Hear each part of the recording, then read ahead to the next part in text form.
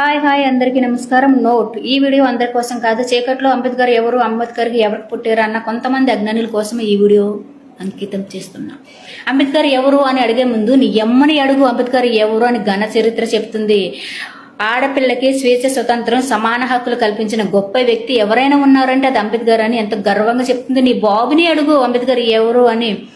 బహుజనుల కోసం, అణగారిన వర్గాల కోసం పోరాడి గెలిచి రాజ్యాంగాన్ని రాసి రాజ్యాంగ నిర్మాత రచయిత అని ఎంత గర్వంగా చెప్తాడు. నీ బాబుని అడుగు. చరిత్రని అడుగు అంబేద్కర్ ఎవరు అని. చరిత్ర చూపిస్తుంది అంబేద్కర్ చేసిన అద్భుత కార్యాలు ఏంటో. ఇండియాలో పుట్టి ఇంత అజ్ఞానంగా ఉన్నవేంట్రా? చీకటిలో ఉండి నీ ముఖం చూపించకుండా, వెలుగులోకి రాకుండా చీకటిలో అడుగుతావేంట్రా? వెలుగులోకి వచ్చి అడుగు అంబేద్కర్ ఎవరు, ఎవరికి పుట్టారు అని.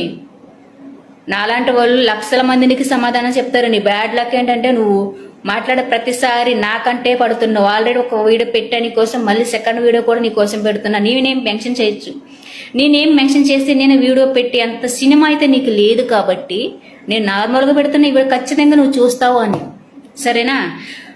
మన ఇండియాలో చాలా మంది గొప్ప వాళ్ళు పుట్టారు, చరిత్ర సాధించారు, చరిత్రలో నిలిచారు. కానీ ప్రపంచం అంతా గుర్తింప తగ్గ వ్యక్తి ఎవరైనా ఉన్నారు అంటే అది అంబేద్కర్ గారు మాత్రమే.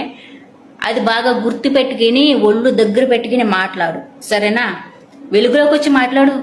అప్పుడు నువ్వెంత, నీ బ్రతికెంత, నీ లెక్కెంత ఏంటో తెలుస్తుంది. చీకట్లో ఉండి బాబాసాహెబ్ గురించి నువ్వు మాట్లాడే ప్రతి మాటకి భారీ మూల్యం చెల్లించవలసి వస్తుంది నువ్వు వెలుగులోకి వచ్చి మాట్లాడితే. అది గుర్తుపెట్టుకో. ప్రపంచం అంతా అంబేద్కర్ గురించి మాట్లాడుకుంటూ గొప్పగా ఆయన పేరు పెట్టుకుంటూ ఆయన విగ్రహాలను ప్రతిష్ఠిస్తూ ఆయన బర్త్డేలు కూడా ఎంతో ఘనంగా సెలబ్రేట్ చేస్తుంటే నువ్వేంట్రా ఎవరు అని అడుగుతావు? విదేశాల్లోనే ఆయన గొప్పతనం మీద తెలిసింది, ప్రపంచమే ఆయన గొప్పతనం గుర్తించింది. అంత మూర్ఖంగా మాట్లాడతావు.